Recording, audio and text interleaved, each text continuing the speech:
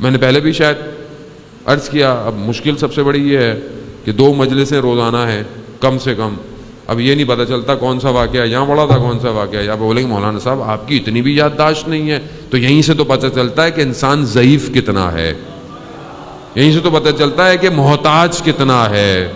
علامہ Tabatabai کا واقعہ، تفسیر جنہوں نے تفسیر المیزان لکھی، اتنے بڑے عالم، اتنے بڑے، وقت آیا یادداشت بھول گئے. کیوں؟ کہ اسی سے پتہ چلتا ہے کہ انسان کا وجود اس کے وجود کا محتاج ہے. جوان کا واقعہ، جوان مجلس کے اندر بیٹھے ہیں، مجلس کی زینت ہیں جوانوں کو مجلس مسجد دونوں کو بھرنا چاہیے. عزیزان محترم، بزرگوں کو خدا سایہ قائم رکھے ہمارے پر، اور بہت لطف کرتے ہیں کہ مجلس میں آ کر بیٹھتے ہیں، لیکن جوانوں کی مجلس ہے. جوان کا واقعہ، یونیورسٹی میں پڑھتا تھا تہران میں، نشے کرتا تھا، غلط کاموں میں ملوث تھا. ایک دن دیکھا کہ یونیورسٹی سے ایک بس ہے جو مسجد جمکران جا رہی ہے. مسجد جمکران آپ کو پتہ ہے کہ قم میں کچھ فاصلے پر مسجد ہے جو وقت کے امام سے منسوب ہے.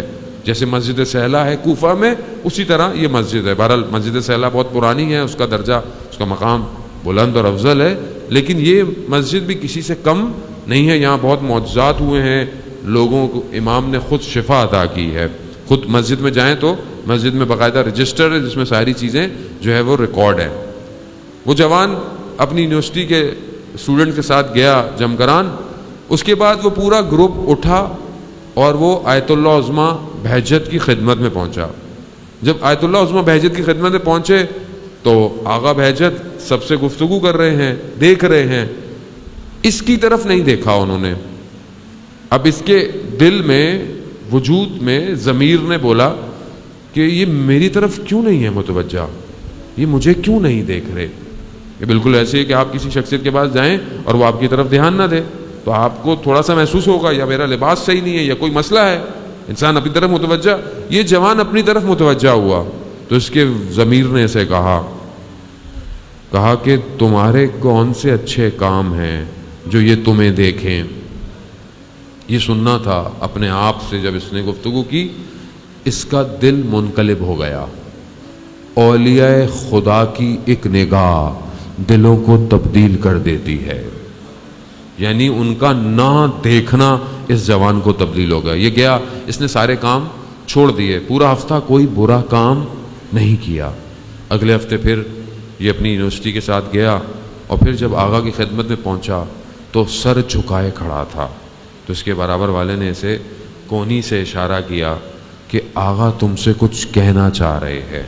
تو جب اس نے آغا بہجت کی طرف دیکھا تو آغا فرماتے ہیں تم نے پورے ہفتے اپنے وقت کے امام کے دل کو خوش کیا ہے. یعنی جب کوئی جوان گناہ نہیں کرتا، برائی نہیں کرتا تو اپنے امام کو خوش کرتا ہے.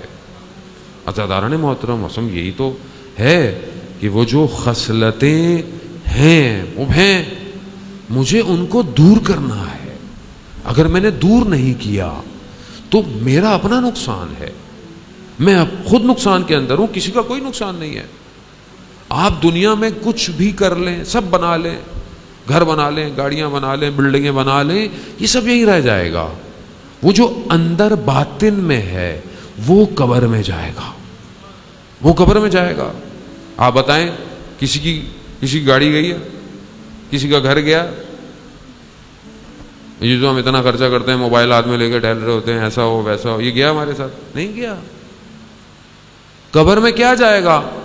مولا کائنات حضرت علی ابن ابی طالب علیہ الصلوۃ والسلام، اللہ صلی علی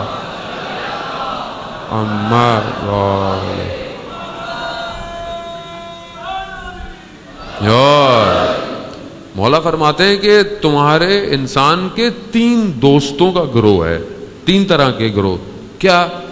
پہلا وہ ہے کہ جو تمہارے زندہ رہنے تک ہے، یعنی جب تک تم ہو. وہ کیا ہے؟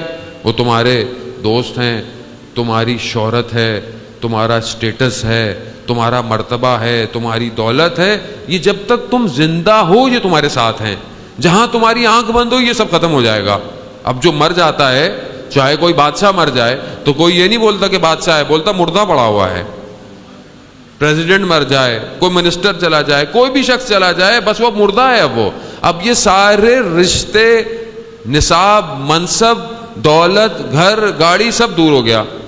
کہا دوسرا گروہ وہ ہے جو قبر تک تمہارے ساتھ جاتا ہے. وہ کون ہے؟